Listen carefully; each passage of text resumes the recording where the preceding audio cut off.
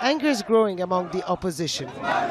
Protesters went down to the streets demanding Turkey urge Russia and Syria to respect the terms of the de-escalation agreement. Tensions have been on the rise, but the latest airstrikes targeted several buildings in the center of Idlib, including a residential one, according to witnesses on the ground. A scene all too common in Syria. The white helmet rescue workers pulling out people from under the rubble. An old man who could barely breathe. An unconscious child with his head bleeding. And a mother with her 2 children. It's not clear who carried out the airstrikes, Syrian or Russian warplanes, but this is the first time the city of Idlib is targeted since the de-escalation agreement was reached between Turkey and Russia in summer last year. The agreement includes Idlib province and other opposition-held areas in the north of the country.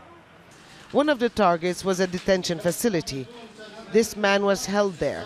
He says the main building was hit and collapsed on top of prisoners and guards. Those who escaped the attack fled the prison. Here some caught on a mobile phone as they run to freedom, only to get captured again shortly after. Idlib is home to nearly 3 million civilians. Nearly half are internally displaced people who live in dire conditions. The province is under the control of Hayat Tahrir al-Sham, with Turkey acting as guarantor. The deal also called for all armed factions to pull back heavy weapons 10 kilometers away from the demarcation line. These latest airstrikes threaten the 2018 Sochi agreement, which established a de-escalation zone, an area that the Syrian government vows to regain control over. Both Turkey and Russia continue to maneuver to head off a confrontation over the province.